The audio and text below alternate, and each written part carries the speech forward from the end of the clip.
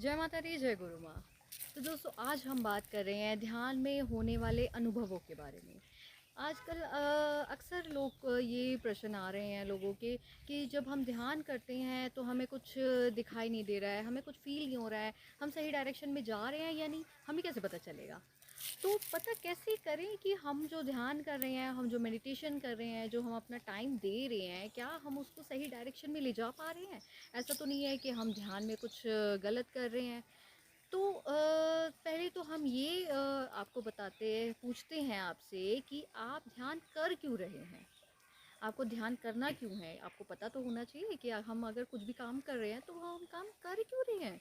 अगर हम किसी भी चीज़ को अपना टाइम दे रहे हैं तो वो टाइम हम दे क्यों रहे हैं? क्यों अपना टाइम इन्वेस्ट कर रहे हैं?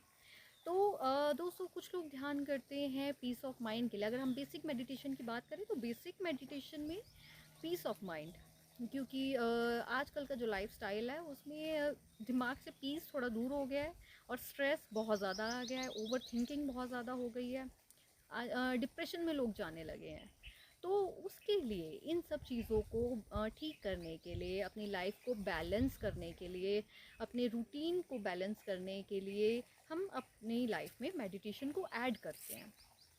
मेडिटेशन करने का ये मतलब नहीं होता कि आप घर छोड़ दो, सब छोड़ दो, अपना काम छोड़ दो, आप पढ़ाई कर रहे हो पढ़ाई छोड़ दो, जॉब कर रहे हो जॉब छोड़ दो। उसका मतलब ऐसा बिल्कुल भी नहीं है। तो मेडिटेशन को हम सिर्फ अपनी लाइफ में ऐड कर रहे हैं। हमने ऐड करा, अब उसके बाद अनुभव की हम बात करते हैं कि हम सही जा रहे हैं या नहीं जा रहे हैं, किस डायरेक्शन में हम जा रहे हैं। तो अनुभव आपको ऐसा नहीं है कि आप बैठ गए और एकदम से ही आपको वो कुछ दिखाई देने लगेगा।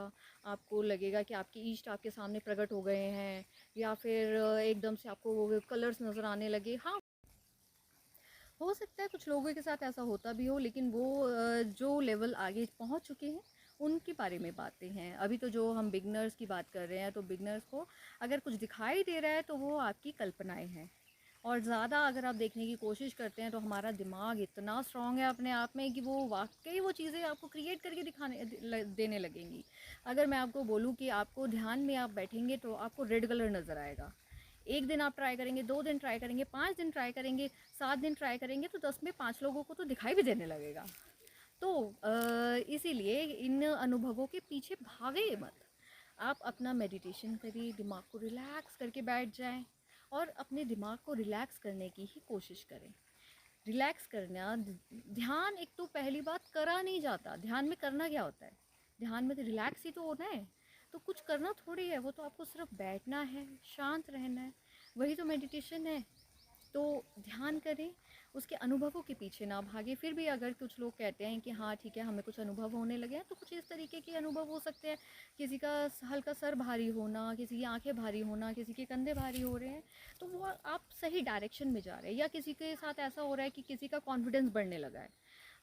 कुछ दिन मेडिटेशन करने के बाद किसी को ऐसा लगने लगा है कि मेरा कॉन्फिडेंस अब पहले से और ज़्यादा बढ़ गया है, या फिर मेरा स्ट्रेस का लेवल थोड़ा कम हो गया है। आजकल मेरे को जो गुस्सा आ रहा है वो थोड़ा कम आ रहा है, या लोगों को देखने का नज़रिया बदल गया है।